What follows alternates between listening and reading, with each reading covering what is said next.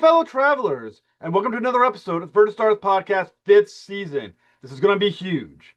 Be sure to like and subscribe.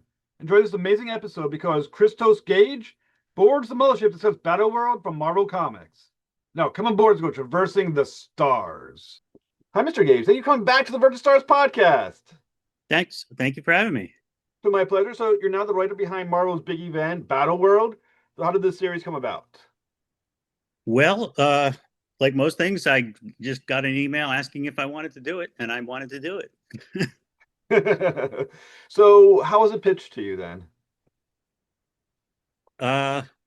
Well, that gosh, let me see if I can remember that it was called Battleworld, and using the concept of the Battleworld from Secret Wars, and I am old enough that I bought the original Secret Wars when it came out in 1984, so I knew what that was, but instead of being the idea of like pieces of different worlds, it was going to be something different. And Will Moss, the editor, suggested, maybe pieces of worlds from different timelines, which I thought was pretty cool. And that I could use, I was welcome to suggest characters. He suggested Hank Pym, because he knew I liked the character, and I definitely was interested in that. And I liked the different timelines idea because I knew I wouldn't have to do a lot of coordinating with other books. Aside, I knew like with Hank Pym, he was being used in Moon Knight, but that was, his tenure in Moon Knight was wrapping up, and I could do whatever I wanted. And then after that, other than that, I didn't have to coordinate with other books for the other characters. So that was cool. And pretty soon after I started, I was getting all these notifications from Will that like CB and Dan Buckley were like, oh yeah, and you can use New Universe characters. Yeah, and you can use Crossgen characters. I was like, man, this is awesome. So that is awesome. So obviously, right now, the big events in Marvel. We just finished or about to finish World One World Under Doom. Imperial is about halfway through. What is Battleworld's place within the larger Marvel universe from an event standpoint? I have no idea. I'm just writing it, trying to do a good job, enjoying myself, and I honestly don't know. Yeah, just trying to tell the best story I can. Mark is doing a hell of a job. Rochelle, I think I'm pronouncing your name right, is doing an amazing job on the colors. I've worked with her before; she's terrific, and people seem to be enjoying it. So I've been doing this a long time now, so I'm kind of too old to worry about that stuff anymore. Well, obviously, over in the world of DC, they're doing DCKO, which is somewhat similar in the sense that it's like a larger battle kind of position. Is is um is it a coincidence that they're coming out at a similar point in time? I hate to sound like a broken record, but I honestly have no idea. I haven't read DCKO. It looks like fun. I'll probably, when it's all said and done, I'll probably like pick up the trade or something. But that looks to me more like a fighting game, like with Battle World. Despite the premise, the heroes aren't going to be doing a ton of fighting each other. It's more like, I mean, there is a decent amount of that, but it's not like round robin gladiatorial contests, because I feel like that happened a lot in the original Secret Wars, and I felt like it had kind of been done. So it's a little more about them trying to figure out how to escape the premise of Battle World. So yeah, and also their own they all have something in common, which is that they've all got they're all, well, I don't want to give away stuff, but they all have something in common, put it that way. Yeah, because in the first two issues, the primary team seems to be Hank Pym, as you mentioned, Peter Parker, but a young one. Sounds like one soon after he got his powers. You have the alternate universe versions of the Wasp, Thor, and among the team's much larger than that, but that's like a lot of the main ones. Yeah. So when you were thinking about who was going to be part of your initial team, how did you determine who to draft into your Battle World team? Yeah, so I took a look at what alternate versions of different characters there were, and I saw like, oh, King Thor is pretty cool, and he's from a like the end, almost like the end of the earth when like all humanity has died. Hmm. Uh, I think all the Asgardian gods have died.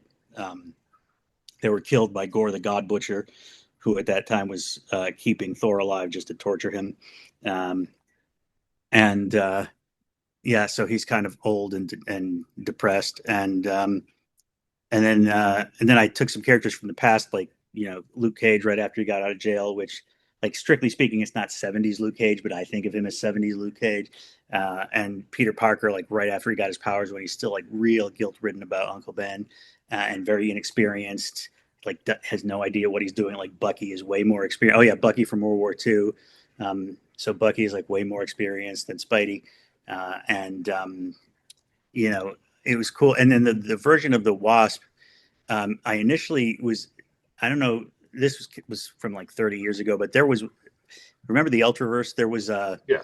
Ultraverse. There was an Ultra Force Avengers crossover, uh, in which there was like a timeline thing where there was a world where they were always in the same world, and the Avengers fought Loki, but it was a weird altered version of Loki, and that Loki like killed Hank Pym as Ant-Man like in their very first adventure, and Wasp became the Black Widow, and very vengeful and like dark, uh, and I was going to use that character, but I didn't know if we could because of the Ultraverse, and but it was the Wasp. So and I brought it up, but you Will correctly said there's a lot of like explaining to do with that character. Why don't you just use a Wasp from a world where Hank Pym is dead? And I was like, yeah, that is so much easier to explain. So I just did that. So it was just different characters who had like some sort of, oh, and then of course Storm from Days of Future Past, which was one of the first stories that really hooked me into comics. Just characters that grabbed me for one reason or another, and I thought fit well into the story. Oh yeah, and Carol Danvers from when she was Warbird, and she was just got sober from in the Kurt Busiek Avengers era. Yeah, I mean, I think one of the interesting combinations, like you have Hank Pym, he's a much older Hank Pym, though modern, who just had this, is kind of carrying the guilt of Avengers Academy, a little bit of what happened with Arcade, and you kind of mentioned that a little bit. Then you Mm-hmm. have Peter Parker on the other end of the spectrum, starting out his career, also carrying guilt, though, from what happened to Uncle Ben. Um, that is an interesting parallel of characters, both kind of on the end of the spectrum, but definitely at their core carrying the same level of guilt Yeah, yeah, for what they're doing. I think that was actually a fascinating combination. yeah. That there's a lot of that going around, um, you know, and a lot of characters dealing with baggage. I guess it's safe to say. So yeah, and that's, I think, a common thread you're going to see.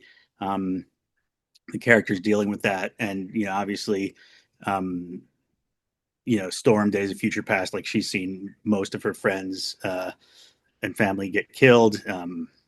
So yeah, there's a lot of that going around, and as to why that's the common thread, you'll see as the story goes on. But it made for an interesting dynamic, and just some character interactions that you're not otherwise going to get to do. Like there was one part where, I think it was Will said, he was really enjoying a scene between Bucky and like young Spider-Man. And he's like, when are you, like, teen Bucky and young Spider-Man? He's like, when are you going to get that? Like you can do Winter Soldier and current Spider-Man, but it's not quite the same thing. Hmm.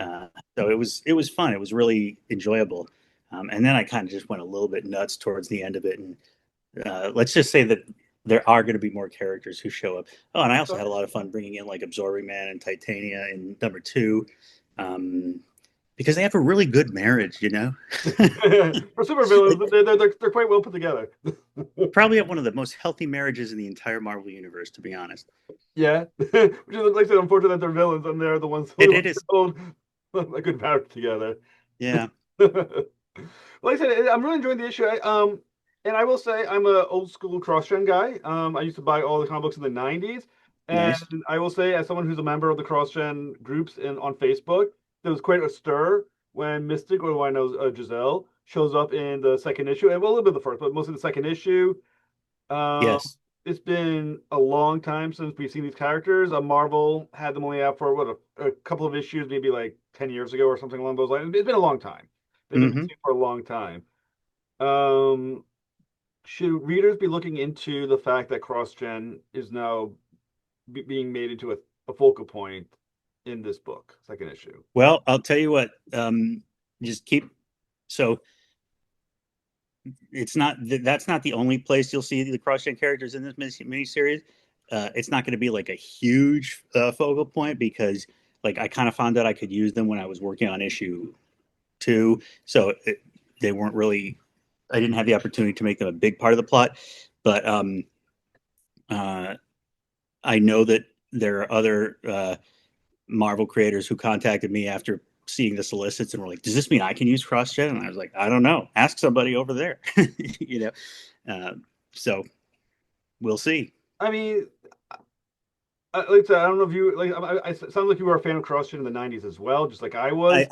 I did not. I should be honest. I did not read Mystic. That was not one of the books. I was a big fan of Sojourn, Ruse, Yeah. and I can't remember what others. But like, so I read some of them, but not all of them. So yeah, Yeah, I think my favorite. Scion was one of my favorites. The Path was one of my favorites. The first, I think it was first. The first was one of my favorite stories as well. Those were, I mean, they were some of my favorite stories of all time. hmm Like I said, I used to buy the entire every comic book when they came out. I basically almost did ditch DC and Marvel when that was the Crossgen was the thing in the '90s. yeah, And like I said, once they got bought by Disney, for the most part, with a slight revival, they've been out of the world for a long time. Marvel, I think, brought them back for like Mystic and I think Ruse and one other for like 3 or 4 issues. yeah. Should we all be looking at the fact that they are brought back? Should we think, I mean, is this a chance that means that Marvel is now caring again about cross-gen? Are we looking at potentially ending the Negation War series that's ended on issue 2 for what, 30 years ago? You know, you're gonna start to see a pattern here. I have no idea, Okay. and I don't ask questions anymore about things that don't immediately affect me. this I don't have time to worry about that stuff. I'm too old now, and I got my concerns are with my immediate what I'm working on. So when I was younger and had more energy, I might have asked questions like that just because I was curious, and now I'm just like you know laser focused, man. Well, let me ask you directly then. If you could bring back the cross-gen comic books, was that something you'd be interested in writing now that, and also you're also you're growing an influence in Marvel as well. Is that something you'd be interested in bringing back on the Uh, I, then? I could do some fun things with some of the characters, but at the same time, I would also, you know, in many cases, a lot of the original creators are still with us Hmm. and still doing cool stuff, and I wouldn't mind seeing what they would do to continue the stories more than I would like to see what I would do, honestly. I think I speak for every fan of Crossgen saying whoever is done with Crossgen, please finish the Negation War. Stop 2 issues into the end of this entire universe. Please God finish that series. All right, I will. I'll manifest that out into the universe for you. I appreciate that. Whatever comic book gods you worship, pray to them for us. But I will do what I can. thank you so much. And like I said, that's right now the two primary villains. Two of the primary villains we are seeing in the series is Arcade and the Maestro. And then the main one behind it all is Corvac Yeah, as well. Um, and Corvac states that his goal is to create a better world through yeah. Battleworld. So can you kind of break down how does Battleworld play into the development of a better world? So Korvac's whole deal is he wants to see which of these timelines residents like has their shit most together, so to speak, and then he's going to work with them to basically create the ideal timeline that deserves to exist the most and make it perfect in every way. Um, Korvac is this cosmically powered dude who has good intentions but always seems to mess it up, and you know which is kind of funny to me, and not funny, haha, but like it's an interesting character trait because he's like I mean, he's kind of like a worse version of Hank Pym because Hank Pym always has good intentions. He always seems to mess it up too. Um, so you know, um, but Corvac, like he's had cosmic power for way too long, and I think he's kind of forgotten what it's like to be human. So he's like, oh yeah, we'll just like erase all these other timelines and just start a new one from the beginning and get it right this time, and make everything cool. Um, and so uh, and then of course we can't forget that Starbrand is in this too, who's another dude with godlike power who tended to mess things up a lot. So he's kind of an X factor in all this. So you see sort of a common thread in this. And boy, did I love writing Starbrand and putting all these guys together. I enjoyed myself, and I put this text page in the back of each issue, which kind of took the place of the editorial captions, explaining the references where everything came from, and I did a little bit of like explanations in there, like where you know things came from in the context, and like how Starbrand was kind of a product of the '80s and Corvac of the '70s and stuff like that, without getting too you know Hmm. um, too into the weeds. But yeah, so there's Uh, that. Well, I think what's interesting about Korvac is that, as you said, his power may be an infinite level of power, but he's not a god in far as an infinite level intelligence or awareness of, of everything. Correct. Beyond, so beyond, he's basically an average human being who has godlike power, which is problematic because most of us are fuck ups, as you said, and are not necessarily the ones who should be given that kind of responsibility because we just don't have the intelligence or the knowledge to understand, to use it properly. Yeah. When he's talking about a better world, what does that mean from Korvac's perspective? What is a better world then to him? Well, that's just it. There's the rub. I mean, to Corvac, it might be one where the streets are all clean, but and there's not any crime, but there's not any crime because as soon as anyone steps out of line, Corvac just incinerates them. I mean, Hmm. that could be his idea of it. So um, that I think is where the problem lies. So I think that's kind of what all these characters are trying to um, are trying to overcome and figure out how to stop. And by bringing people who have baggage, so to speak, and have had to overcome challenges, I think Korvac was trying to uh, gain the insight of people who have overcome great challenges, which is something as a near godlike being he hasn't necessarily had to do, but at the same time, those people have a perspective that he doesn't necessarily have, and might see the flaws in his plan and also the flaws in him that they might be able to find a weak point. So it's an interesting conundrum. Well, I would say the other thing with Korvac as well, for a guy who wants to create the ideal perfect world, you obviously have Loud Arcade, who's quite powerful in this for this murder world, and you have Maestro, at least in the first issue you mentioned him. How can they exist in his perfect world? Does he not need to get rid of all villains if that's the goal, or does he believe some villains have to just exist for whatever reason? Well, it's interesting because in issue 2, Hank and Wasp actually do have a conversation about this. Like, why did he bring this version of Arcade, like the same one who had the murder world that kidnapped and Hank's students and murdered? I think all the Avengers Academy kids have been revealed to be alive by this point. But you know, the one that triggers Hank so badly, was he there specifically to basically spur Hank into action? And so some of the people on there might be there specifically for that reason, to challenge some of these other characters into you know to put them up against a challenge that's so big that they're either going to rise to the occasion or die. So yeah, not necessarily everyone is there to help Korvac figure out his problem. They might be there to help these characters figure out theirs, or fail. Well, I also do like this. There's a great issue. This is a little spoilery, so if it gets too spoilery, let me know. But It's issue two's fine. been out for a little while, for about a week. There's that cool conversation in the diner when Corvac's talking to we find to be Starbrand, right? Yeah. And Kovac's basically saying, or basically says, a bit of a paraphrase, um, combined, some of these characters combined as a team could potentially defeat him, which is his major concern. Yeah. How dangerous of a game is Corvac playing, allowing these characters come together, knowing as we know, as he states, combined. I mean, he's powerful, but and almost godlike, but he's not invincible, and he's putting together a team or allowing these players to come together who could potentially be threatening to him. Well, that's just it. But the problem is he can't figure out what he wants to do without them. So it's just like it. It.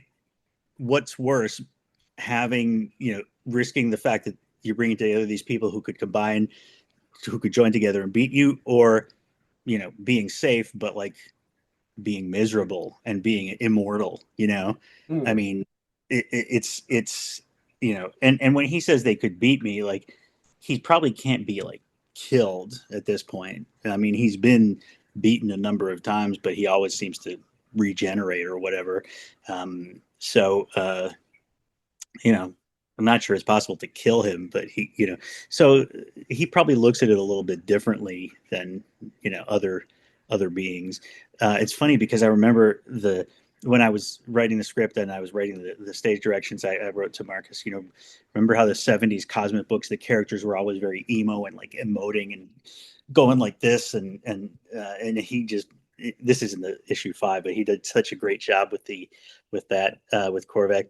And I figured the cosmic beings, they don't really like grow and change at the rate that normal mortals do. And but at the same time, like when you're like a teenager and everything is like a crisis because you're young and it's all happening to you for the first time. So I think it's probably like that for Corvac. You know what I'm saying? Well, the other character that you said you mentioned that you brought back is Starbrand, who Mhm. is from the new universe comic book from the '80s, if memory serves. Yeah. Who also is super powerful. Um, is it wise for Korvac to trust Starbrand? Uh, I don't know if it's, I don't know, but he thinks I think he thinks he can manipulate Starbrand. But I don't know if that's wise either. I mean, this, Starbrand, spoiler alert, blew up Pittsburgh in his world.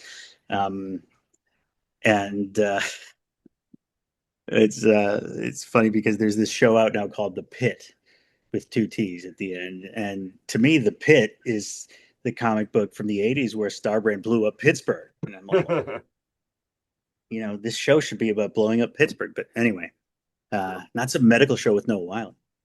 But anyway, but no, it's a good point, and the Starbrand is this ultra powerful weapon, and that was one of the whole, I think, points of Starbrand, the book, especially once John Byrne took it over, which was that what happens if you give a godlike powerful weapon to someone who's not that, it's not that he wasn't smart, he just wasn't that wise. Hmm. uh, and boy, bad things happen. When you bring a character like Starbrand, which I'm a comic book fan for almost not quite 40 years, maybe 35 years, right? So I've been buying comics for a long time, and I've never heard of Starbrand. He's one. I mean, and I'm a pretty well versed guy. When you're bringing a character like Starbrand, you know you're going to put him into what's going to be one of the major event comic books of Marvel. Do you like on the down low like buy a few issues of Starbrand because you know the price is probably going to skyrocket now? That you're like, let's pick up a few issues of this guy because this comic book's be worth a lot now that I brought him in my comic book. I really don't think they're going to. Look, I have the issues of Starbrand I bought 40 years ago, Yeah. so I still have them. I bought them when they came out. I still have them. They're literally in my parents' basement, and I still have them. I did actually pick up some. I picked. Oh no, they Marvel sent me some PDFs of them because I was like, I haven't read these in 40 years. Can you send me some reference? And then there were some. I actually did pick up some cross-gen books, not Mystic, something else. So maybe somebody else is going to show up that I also have, but not where I live now. So I sometimes I do pick stuff up for reference, but I'm never like oh boy, this is going to be worth a lot of money, so I'm going to pick this. That's not entirely true. When I was working on the Daredevil TV show, I did pick up some early issues of Daredevil before the show was announced. Because I was like, yeah, these are just going to get more expensive, but they were already kind of expensive. Right, right, I right. was like, I better fill in my holes in my collection before it gets more expensive. But no, generally, no, I don't. It's more of a reference than anything else.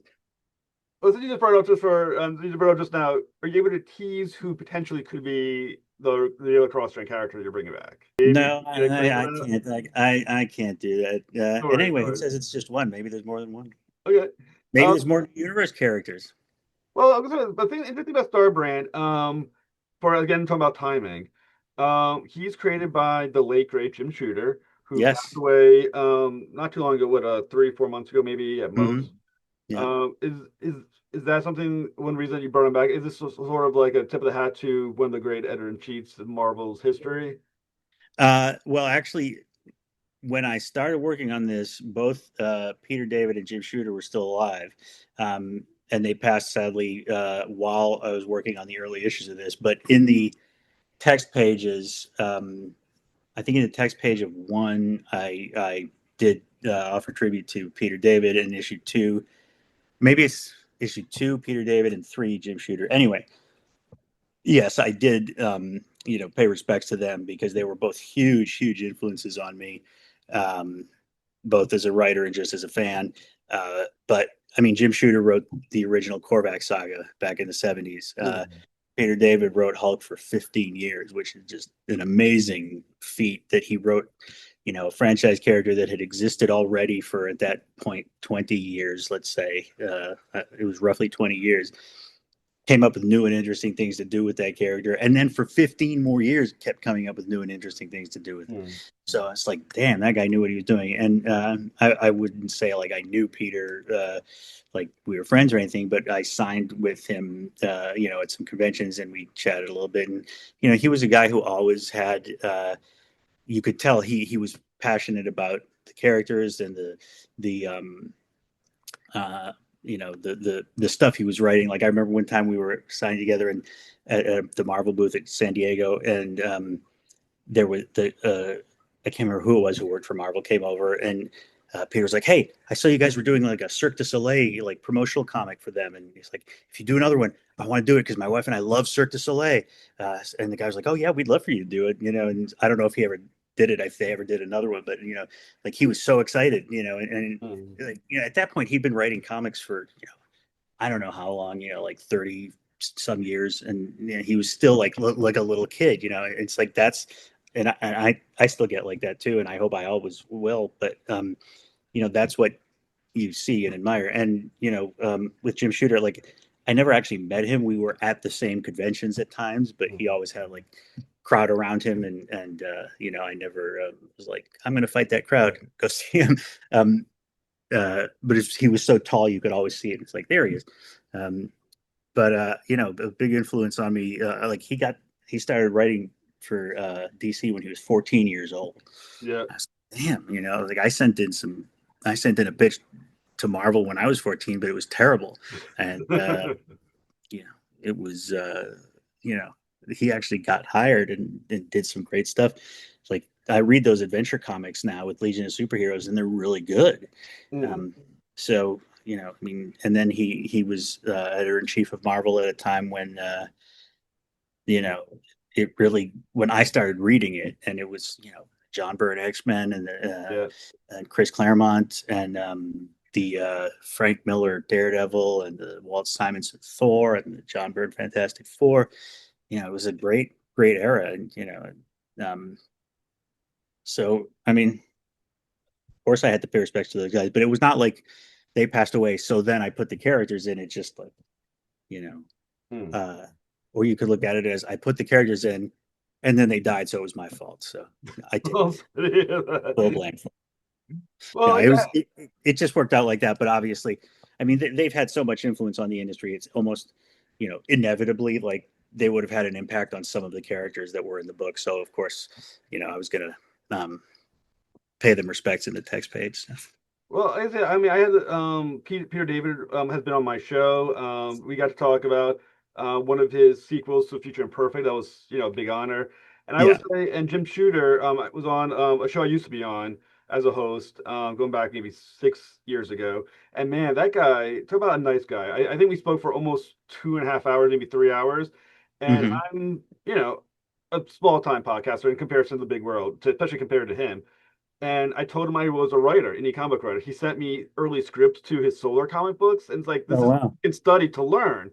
Yeah. He said, "Send me one of your comic books, and I'll read and give you some feedback on." It. And I did. He freaking did it, and he was like, "Dude, you're way too big to be talking to me right now about comic books, but thank you." And I just remember how wonderful of a human he was, and that was a big Well, deal. he's big compared to all of us because he was what was he like 6'8"? Yeah. But I was like, dude, you're taking time out of your day to talk to I mean, I'm an E-lister. I mean, I'm not even D-list comic book, right? I'm an E-lister, and you took the time to read a script of mine, to give me feedback, to give me one of your scripts of Solar, and said this is how you should study this to learn. I mean, Jesus Hmm. Christ, what a great guy that guy was, you know? Yeah, yeah. It's and it's yeah, it's always unfortunate because he was relatively young. I think he was in his early 70s, Hmm. and it's always a shame. And Peter was not even 70. I think he was 68. Uh, it's always a shame. It seems like people in our line of work go too soon. Yeah. Something about it. I get very more. But I remember in the Daredevil writers' room, I would always be like the downer guy because I'd be like, "Oh yeah, that character was created by Wally Wood. He killed himself when he was 54. Just remember that when y'all are cashing your checks. Yeah. Uh, Well, I mean, that's why, what was it for the fans of comic books, especially guys like Peter David, I believe it's the Hero Initiative that helps take care of yeah, their health insurance. yeah, So maybe that's well what we should pitch right now. If you are a fan of Peter David, Jim Shooter, you as well, support the Hero Initiative. These are writers need your health, the health insurance we're 100%. providing Yeah, for them. absolutely. And obviously there's a whole nother story about the importance of in the industry providing for these great guys in the past, just like the guy who created what Rocket Raccoon, and Bill Mantlo. Yeah. yeah. So that's something we should all maybe just tip our hat to as well. Hmm. Yeah, no, they really do a great work. And like I remember Russ Heath when he was, I think he needed knee replacement or something. And, at that point he was a senior citizen. He had Medicare, but it didn't cover, Medicare only covers certain basic things. And he needed something over and beyond Medicare. And they helped him pay for that. And, I mean, this was a guy who had drawn everything from, um, uh, he had drawn for EC Comics. He had drawn Sergeant Rock, Enemy Ace, you name it. He was amazing. He had been basically ripped off by Roy Lichtenstein, who made millions and millions of dollars off his paintings. Hmm. And Russ was living in, the LA area and couldn't afford a knee replacement, a proper knee replacement. So the Hero Initiative stepped up. So it's a terrific organization. Every time, when I was living in LA, I had my grocery frequent flyer, the thing, the rewards card, you could designate a charity to get like your rewards. And I had the Hero Initiative, and I just looked at it as kind of selfish because I'm sure there'll come a day when I need their help too, if I'm fortunate enough to live that long. And everybody who gets a chance um, should support that organization because they really do terrific work. Mm. And you know what? I as we're talking, I probably should do it. We'll put in the story notes, the show notes, a link to the Hero Initiative. So if you're watching and you do enjoy the memory of Starbrand, and I guess also it's Crossgen with Mark Alessi, I believe was the guy who created Crossgen, who also died not too long after selling it. Hero Oh wow! Initiative, I did guys. not know that. Yeah, the owner died after he sold the company. He died, I think, a few years later. I think the name was Mark Alessi. I can't remember the name, Yeah, but no, I knew he had passed away, but I didn't know it was that soon after selling it. I'm pretty sure. Pretty sure. Yeah, I think you're right. But yeah, so we'll put in the link for Hero Initiative. Someone support it because at the end of the day, every comic book artist, writer, whatever, could use a lift once in a while. So let's put that in Mhm. there. I mean, when you think about Hank Pym, given his past and everything he's been through, he's an interesting character to be the character. Well, at least the fans' perspective, basically. I mean, right because he's the one who's telling the story. Yeah. Um, why does that make him the most important perspective for the story to be woven through? Well, for one thing, he's the only character from the 616 universe. But and also I like him a lot. But to me, it's because, like I said, he's almost like the mirror image of Corvac. Like, um, he's this guy who, like, when people ask me why I like Hank Pym, I say because he's like, I can't. I love Superman, but I can't relate as well to Superman because he always gets everything right and he's just the nicest guy, and his instincts are always to get everything right and do everything right. And I can't relate to Batman because he's just really like, his instincts are to just work really hard until uh, he gets everything right. And like, I can relate to a middle-aged guy who screws everything up all the time. Um, who starts out with the best of intentions, but Yeah. just screws it up along the way. I can Mm, very much relate to that. same here, So, same here. sorry. It's the same here. I'm in my mid 40s, so I know Oh the yeah, feeling as there well. you go. So, you know, I just I get it. You try and and then you say, okay, next time I'm not going to mess up like that. But then the next time it doesn't work out the exact, things don't unfold the exact same way. There's enough differences that you mess it up that time too. And you're like, God damn, how did I mess this up again? Um, but you did. And Mhm. anyway, you can't give up. You got to just keep putting one foot in front of the other and trying not to mess it up this time. Or you can just be like Corvac and be like, you know what? I'm just gonna, I'm just gonna try to kill everybody who remembers that I messed up. I've thought about that a couple of times. Like, what if I just killed everyone who knew how much I screwed up with my life? Yeah. That would be so much easier. Hmm. Actually, it would be really difficult because a lot of people know once you get to be a certain age. Like, yeah. Well, I guess what you could do is just like, well, not with the internet, it's hard, but like you could just move somewhere else. Yeah, That, Corvac is a valid method. I mean, just restart. yeah, Just just restart the universe just to and try to reboot. right. Yeah, Like I said, I'm really enjoying Battleworld a lot. I think I love the characters. At least the fact you included Crossgen is also amazing.